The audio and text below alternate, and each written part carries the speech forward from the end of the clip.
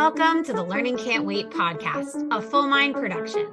At Full Mind, our vision is to ensure every child has access to an exceptional education.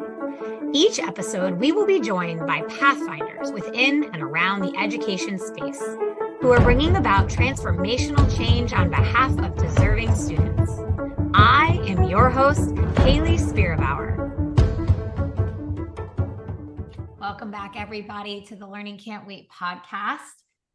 I always feel grateful that I get these incredible guests to come on and talk with me and share with you incredible wisdom about all aspects of education. But today, I feel particularly overjoyed to introduce you to Dr. Kaycee Brock, the founder of College with Doc Brock, who also works for a foundation and is an inspiration in the education space. Welcome, Kaycee. Thank you. Thanks for having me. I'm so excited I get to do this with you. Anytime I get to spend time with you is a joy. I'm going to ask you a question that gets you to tell a little bit about yourself, but I'm going to spoil it. Okay. Kaycee and I worked together some time ago. We won't put a number on it. We don't need to put numbers on it. In a public charter school in Harlem, New York. And I feel beyond blessed that I was introduced to Kaycee and have made a lifelong friend and inspiration. So thank you for coming on the podcast today, Kaycee. Thank you. You know, I feel the same. Okay. So Kaycee, you have done some incredible work in and around this space. Can you start off by telling us all, please, how you came to be the personal and professional version of yourself? That's a great question. I realized recently, and I was having a conversation with friends, and I was like, are we mid-year or mid-career professionals now? It feels so weird to think that way and think that we're actually in a place career-wise where we're kind of setting the tone and we're kind of leading the way in education. But I actually got my start similar to you with Teach for America, Houston. I taught for 2 years there, and then I taught for 3 more years at the school we worked at together, 6th grade, and then got really lucky because someone saw something in me. So I was ready to leave the classroom, and I'm a believer in just being really transparent about where you are professionally with everyone around you, including your manager. I know some people tell you not to take that risk, but I feel like if you're good at what you do, people will help you to figure things out. Deep believer of that. And so I was really open about being ready to leave the classroom, and was lucky enough that the school we were working at decided they wanted to start an alumni program to support students to and through college. So that was my first year in this college and career space. And I did that for about 4 years. Then eventually was leading the program, moved to New York City public schools because I just wanted to kind of see a different side of education. And I coached principals and college and career leaders in that role. Then I got convinced at a coffee date to go back and start a high school in East Harlem, which was so crazy, but one of the best experiences of my life. And I was an assistant principal there. Then I had to make a life move down to Atlanta. So for the past 5 years, I've been in kind of like the funding foundation space, leading college and career work. And now I'm actually able to give money to schools and to programs that are supporting college and career work for Black and Brown students. And I couldn't be happier to be able to do this work. I will admit I do miss kids every day. So I try my best to get into schools as much as I can and be around students. And somewhere along that way, I became Dr. Brock, which sometimes I forget. Happened? Just I don't know about that. Easy. Very difficult journey. We can talk about that if you want to. But I wanted to just become an expert in this space. And so that's what motivated me to get my doctorate in this work. And so I love it. I live it. I breathe it, and I could talk about it all day. Well, I'm glad you're here to talk about it with me. The way you describe your trajectory, I appreciate the emphasis on your transparency.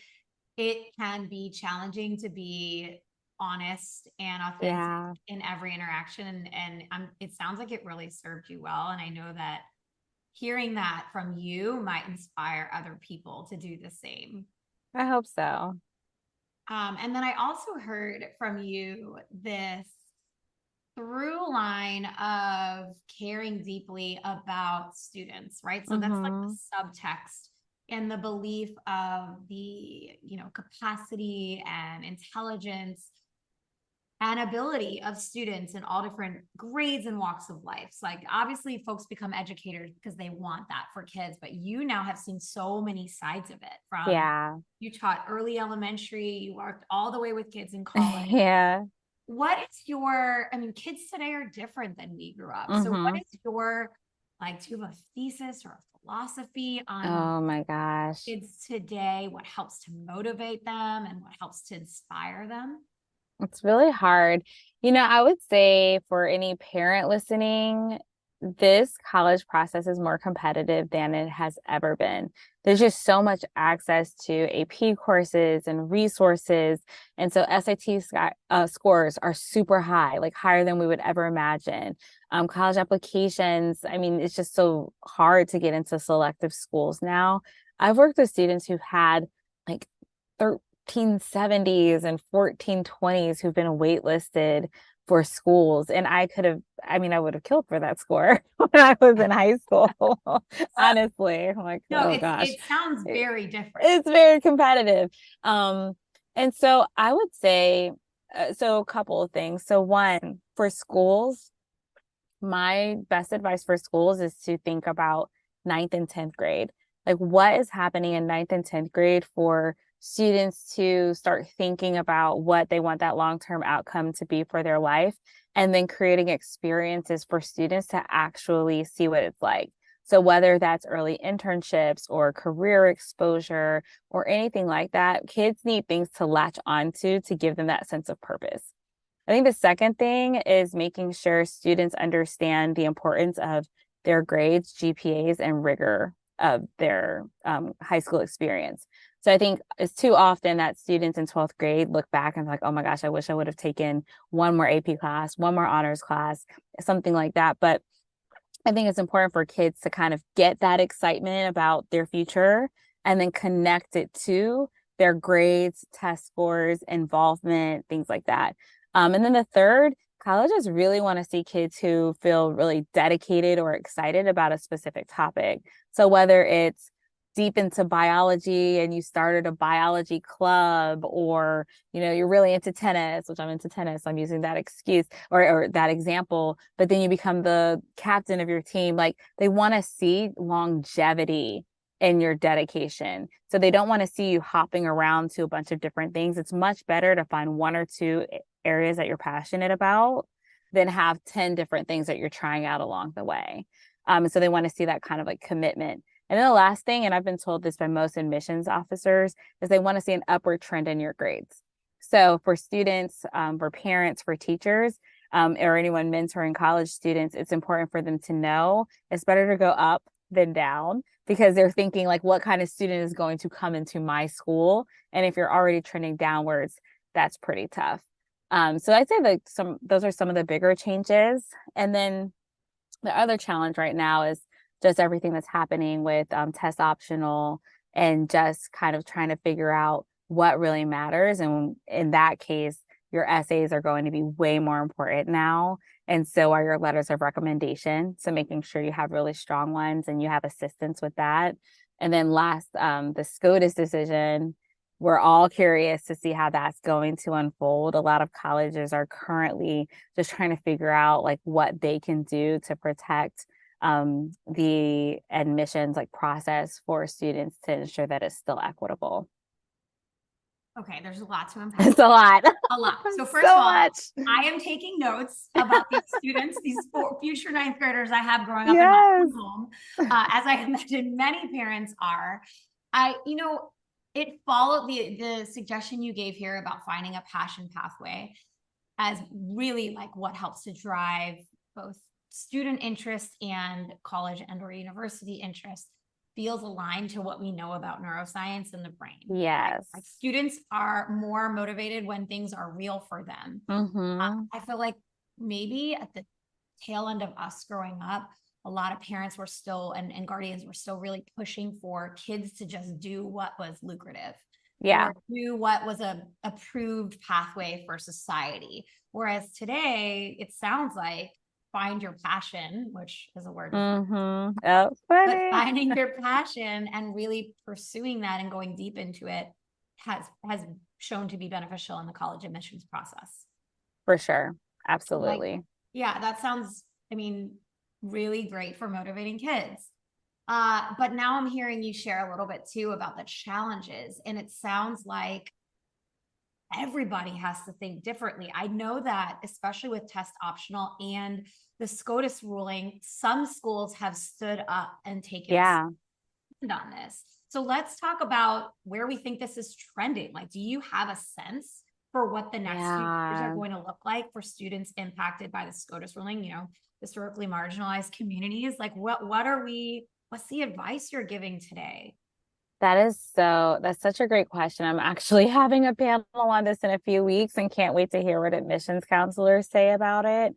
So right now, the way I'm thinking, because with college, with Doc Brock, I do individual counseling for students.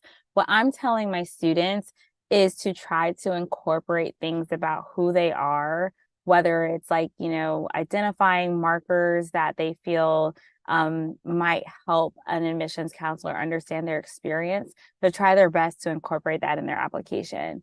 So for example, if there's a student who is really into the medical field and they think they want to be a doctor, but then they know that that experience might be different for them as a Black woman, and how does that come into play, and they maybe want to write about that, I would encourage them to kind of include some of those things about who they are, what they're about, what they care about, to just give as much color to their, and I don't mean race, but color to their application as possible. Because if you're not able to have that be a consideration, I think it's at least important to be able to explain to a school how your experience, whether it's like racially or culturally or economically, has impacted your overall experience as you're applying to college. And so I encourage them to include that. And we'll see if that's a recommendation from admissions counselors. I think right now they're all just kind of scrambling to figure out what they're actually allowed to do legally. And that's what they're all like going for now. But one thing I will say, and this is just, this is from me, that I'm not representing anybody else by saying that this is my belief. I do believe in going into spaces where you're celebrated. And I think that also includes college. And so I think for a student who is fearful of naming something about their culture or their identity or something like that in an essay, because they think it'll affect their chances of getting in, I would say maybe you don't want to go to that college.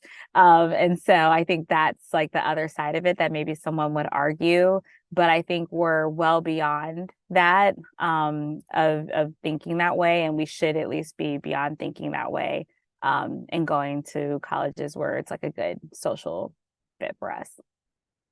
Before transitioning with that point you just made, I do want to like make space and acknowledge that this is incredibly impactful for millions of children and Yeah.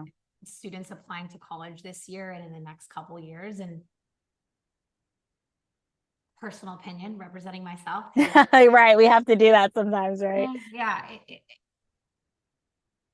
it's not something that it feels natural. And it just, the changing landscape is one that is going to have a tremendous impact in very, very negative ways, Mm-hmm.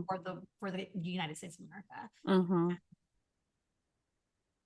I worry. I really worry. And I think that having so many people thinking about how we could support our youth, Mm-hmm. and our Black and our brown youth in their process is inspiring, and that gives me a lot of hope and optimism. And I hope the folks listening to this today are taking some of your suggestions, and Mm-hmm. like it gives them the encouragement to continue supporting children as they go through Yeah. this phase of their life.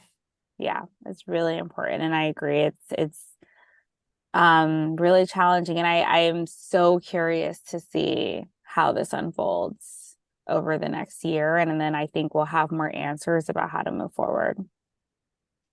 Now, you did name something, Kaycee, that I think is hugely important, which is about fit. And you were referring to one element of fit here, but can you talk a little bit about the type of advice you give regarding college fit? Yeah. Yeah. I always tell students when I work with them, I'm like, I'm going to treat you like my little cousin. That's kind of how I approach it. Is like, how would you treat family? What would you tell family to do? So there's match and there's fit, which I identify as like two different things. Match being kind of like the science behind the college process. So what are your test scores? What has the academic rigor been of your high school experience? What are your SAT scores, ACT scores, if you've taken it? Like, how do we look at those numbers and figure out if you will likely get into a school? And then you kind of create a list that has like the match schools there. They've got some school and there's like a range. So there's target, which is like, and some people call that match, which is like an exact match. You've got reach schools. And then we don't call them safeties anymore. We've got likely schools because safety just does not sound great or exciting. And likely, it just means you're likely to get in. It doesn't mean it's like a school you don't want to go to. And I always tell kids to make sure they put a lot of energy into that one because you might end up going there and you want to be excited about it. And you can be excited about a school that falls into that range. So that's match. On the fit side, this is the piece where it comes like, how well do you know yourself and how well do you know the student as a counselor or a teacher or a parent? And those are things like, how large is the school? Where is it located?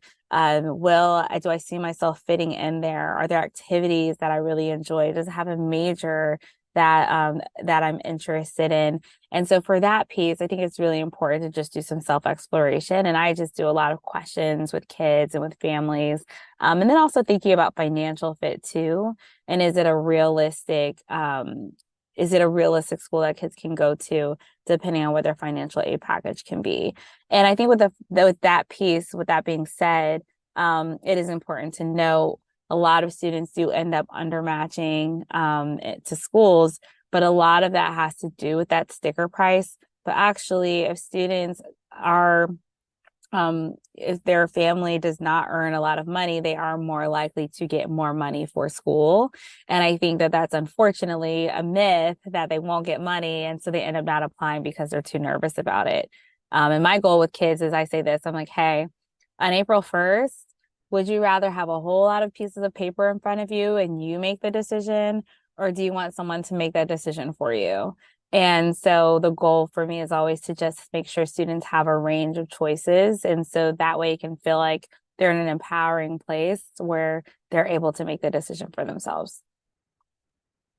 That's so much to consider. Mm-hmm. And it just feels fundamentally different than how I remember going through this process for myself. Yeah, right.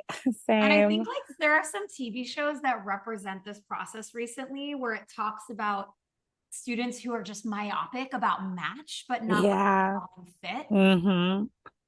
And I imagine that it must be challenging for kids. I was talking to someone recently who talked about there's a book out that talks about the power of US News and World Report. Their recently released best schools in America list does for kids' brains.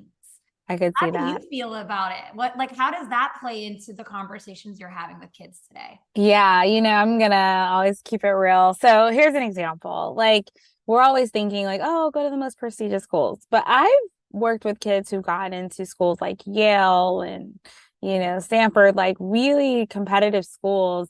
And it may not have been the best fit for them because there's so much to consider. So for example, I believe undermatching, maybe this is controversial, hot take. Sometimes undermatching is a good thing.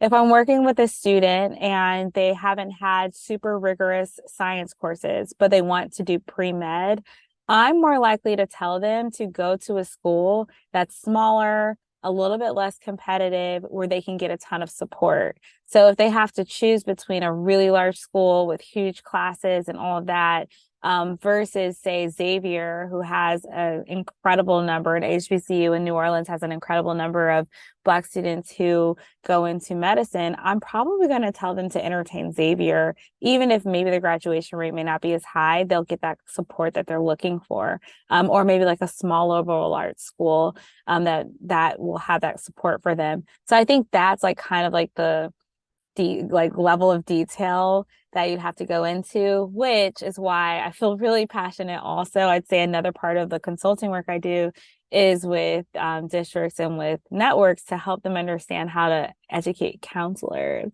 That piece is so important because I think a lot of counselors don't understand the work to that level. And unfortunately, you know this because you've been in schools before. When you're at a school, teachers go off for their PD, school leaders go off for their PD. It's very rare that counselors get that opportunity to get that kind of support and continued education. And that's an area I feel really passionate about, but it's also very frustrating to me because in order to make sure our students go to their best fit schools, like the adults have to also understand like how the landscape is changing, how to support kids, and how to be like really good advisors for them. I love that. I mean, it all comes down to people having the right resources to Oh be yeah, maximally equipped to help kids. And that is a big gap that you're naming that totally. I wasn't really aware of, that Mm-hmm. wasn't the type of continuing education occurring for that population in the way that allows them to be able to make that assessment of best fit for students. Yeah, and a lot of guidance counselors, I don't know about your experience, but I went to a larger public high school, and in my experience, I don't even remember who my counselors were. I remember getting my transcript from them. That's it. I don't remember them being super encouraging. I do recall that. But outside of that, I didn't really interact with them. And so they were guidance counselors. They worked with transcripts and, did a little bit of guidance counseling, but they didn't really do college counseling. And a lot of schools actually do not have a dedicated college counselor. So as you'd imagine, there's definitely a gap, and especially in schools that are located in certain communities, that may not have like resources, then they definitely tend to not have the latest and greatest like knowledge on this work, but also a dedicated college counselor, which is completely unfair. Yeah, very unfair. I candidly Mm-hmm. don't remember, but that's a me issue. My memory is not the greatest. You'd probably remember if they were great, but I don't Yeah. know. Wow. Yeah, no, that is huge. So, students today are dealing with all sorts of a different landscape. How are you finding? I mean, you're not in the same role today that you were when you were leading the college to and through program, but Right. are the experiences in college any different? Like how in touch are you with right now the experience of some of the students you've worked with that are in college right now? Mm-hmm. Yeah. So I would say for students in college right now, COVID unfortunately has been a huge part of their story. So the current graduating seniors in high school and in college were the COVID freshmen. And it's funny, I was helping a student edit an essay the other day and she had that in there and I'm like, oh yeah, that's crazy. And so I think unfortunately for them, they missed a key opportunity to build some of those connections and habits and get those same resources that other students got. So I would say that's definitely one difference. And I would say another, and kind of going into the application side of things, is what students want to major in. Like that trend changes quite a bit. And there are some majors that are just I would say a lot of students want to do, like biology, computer science, IT, like those types of things. And though there are certain majors that are really popular right now. And then I would say experience wise, just the job landscape changing so much. It sounds a little silly, but it is actually very true that a lot of students are thinking about um, like entrepreneurship and social media jobs and influencing.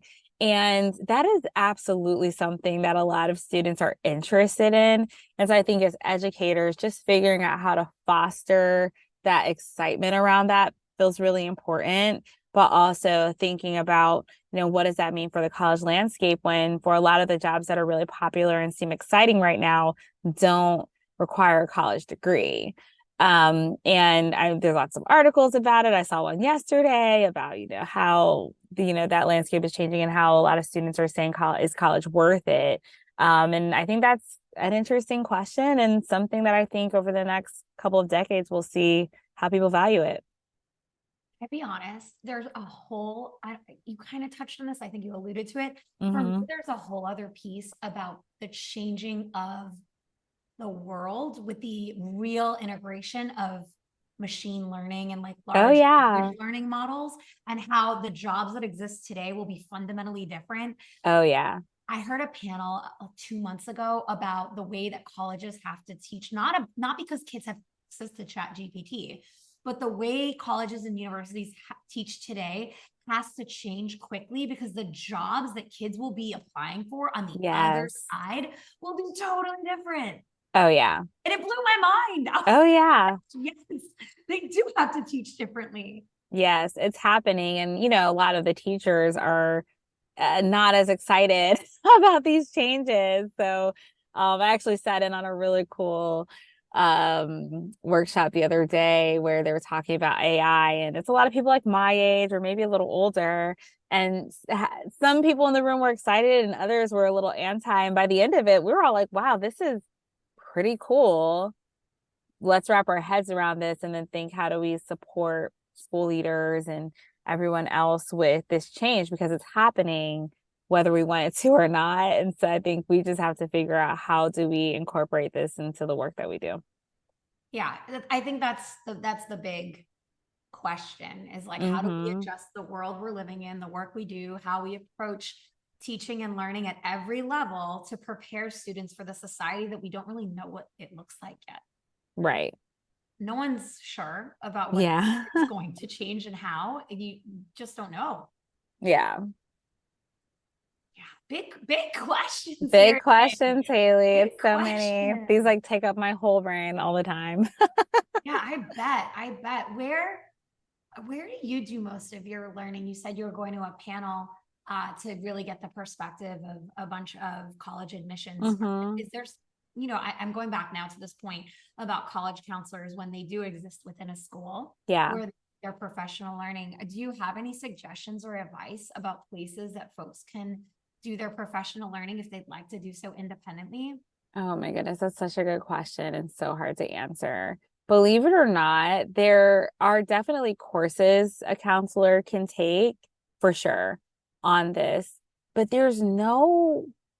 so most school districts don't have like a dedicated PD structure for counselors. That would be my dream, is for them to have something like that, where they get to go to regular PD. Because unfortunately, even though nationally you can learn a ton about this, it is actually a very like regional and local play. You have to understand where you live, what's possible in your region, in your state. And then, of course, there's going to be opportunities for students to go outside of that, but you've got to have that understanding of what's happening there. So I would say, I do, for my job, provide that for schools that we work with, which is really exciting. But a big reason I do is because I know that there's not a lot out there. But I would say, like for a counselor now, I would tell them to look at a local opportunity, because there are some, and I don't know if I should name them right now or not, but maybe we'll put them in like the show notes or something if I can. But I don't know. But there are some programs out there. But like I said, it's best if it's regional. That makes a ton of sense. It's like everything in education. Nothing is Yeah. the same across the country. Nothing is Nothing. state to state the same. I was Yeah. appreciative of some research that I shared today on my own LinkedIn about the regionalization and localization of even teacher vacancies. Like Yeah. it's infuriating to me a little bit as like someone who works nationally with schools, how different it is within a district. Like the Yeah. issue within a district can be so varied. So I imagine I'm not surprised to hear you say it's no different for the type of learning, professional learning that would benefit person in this role, but it also makes a lot of sense. So thank you. Yeah, I absolutely. Kaycee, you alluded or mentioned teachers a moment ago, and I think we're at a really good point for you to kind of bring it all home here and tell us, what advice would you give a teacher working with students applying to college? So again, not specifically a college counselor, but a teacher in the classroom. What advice would you give them? Oh my goodness. So anytime I do a PD for a school, and everybody may not agree with this, but I look around the room and I'm like, everybody in here is a college counselor. And they're like, what? And I'm like, no, but you are. And the reason I say that is because if you think about it, students see their counselor maybe once a month, maybe freshman year. But they have so many interactions with teachers, with coaches, with everybody in the building, 9th through 12th grade. And so what I would say is for any teacher to just understand themselves, like what the college process is like now, maybe sit down and talk to that counselor and hear a little bit more about what they're looking for and do their own research so that they can support students when they have those conversations. The worst thing that can happen is for a student to go up and say, hey, I want to go to this school. And a teacher say, what's that? I don't think you should go there. Or you must go here. I've seen it happen before, right? And I've seen kids just feel really discouraged by that. And so I would say that's number one. Number two, a lot of schools are now thinking about supporting all pathways instead of just college. And so I think any schools that can just like understand like what those pathways look like for students is really important if students do want to take that pathway, but also making sure that they're vetting those. And that's like a whole other conversation that we can have later, but I want to incorporate that because that is something that does keep coming up in my work, is thinking about other pathways. And then I would say like the third, make sure that your letters of recommendation are really good. Kids are really relying on these right now. And some of them are so amazing. And I've also seen some that are not great for kids who are stellar. So putting a lot of energy and effort and love into those letters of rec for kids is really important. So I'd say that's the third one. And yeah, just keep learning, keep trying to understand so that you can be the best you can be for the kids because they deserve it. Kaycee, as always, I like leave every conversation with you just feeling so inspired and excited about the work and the way you're contributing to this world. I really appreciate you sharing it here on the podcast, and I'm excited to continue to follow your journey. I always am just beyond a proud friend to watch you continue support students in different ways. So thanks for coming on and sharing some of those with everybody on the Learning Can't Wait podcast today. Thank you. I appreciate it. And thank you for everybody listening. Yes. Bye, y'all. Thanks for listening. Thanks for listening to the Learning Can't Wait podcast. If you like what you heard, please rate, review, and share this episode. Be the first to know when we have a new episode by subscribing wherever you listen to podcasts. If you'd like to be a guest on the show or have a suggestion for an episode, email us at podcast@fullmindlearning.com.